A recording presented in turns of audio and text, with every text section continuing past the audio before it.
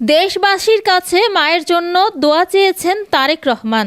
10 দিন ধরে যুক্তরাজ্যে লন্ডন ক্লিনিকে চিকিৎসাধীন আছেন বিএনপি চেয়ারপারসন ও সাবেক প্রধানমন্ত্রী খালেদা জিয়া। তার জন্য দোয়া চেয়েছেন দলের ভারপ্রাপ্ত চেয়ারম্যান ছেলে তারেক রহমান। বিএনপি চেয়ারপারসনের প্রেস উইংয়ের কর্মকর্তা শামসুদ্দিন দিদার এ তথ্য জানিয়েছেন।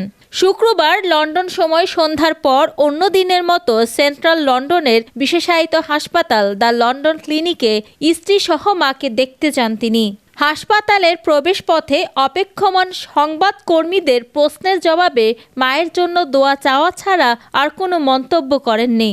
তারেক রহমান বলেন, দেশবাসীর কাছে এটাই বলবো, সন্তান হিসেবে ওনার জন্য দোয়া চাই। এদিকে শুক্রবার যুক্তরাজ্য বিএনপির উদ্যোগে খালেদা জিয়ার সুস্থতা কামনায় বিভিন্ন শহরে মসজিদ বা জুমা দোয়ার আয়োজন করা হয়। অন্যদিকে যুক্তরাজ্য বিএনপির সভাপতি এম এ মালেক জানান, ম্যাডামের সব স্বাস্থ্য পরীক্ষার রিপোর্ট প্রাপ্তি সাপেক্ষে চিকিৎসকরা সমন্বিতভাবে ওনার পরবর্তী চিকিৎসার প্রক্রিয়া নির্ধারণ করবেন। গত 9 জানুয়ারি থেকে লন্ডন ক্লিনিকে অধ্যাপক জন প্যাট্রিক ক্যানেডির অধীনে চিকিৎসাধীন আছেন খালেদা জিয়া। তার আগে 8 জানুয়ারি সৌদি বাদশার পাঠানো বিশেষ এয়ার অ্যাম্বুলেন্সে লন্ডনে গিয়ে পৌঁছান সাবেক এই প্রধানমন্ত্রী।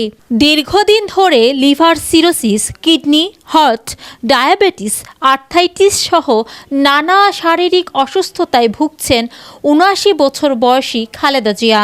2018 সালে একটি মামলায় দণ্ডিত হয়ে কারাগারে যাওয়ার পর তার অসুস্থতা বাড়ে, কিন্তু তৎকালীন সরকার তাকে চিকিৎসার জন্য দেশের বাইরে যেতে দেয়নি।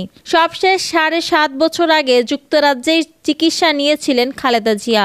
ওই সময় লন্ডনে তিনি ছেলে তারেক রহমানের বাসায় ছিলেন। সেবার চোখ ও পায়ের চিকিৎসা নিয়েছিলেন 3 বারের এই সাবেক প্রধানমন্ত্রী। মৌমিতা তন্নি, GBC টিভি, ঢাকা।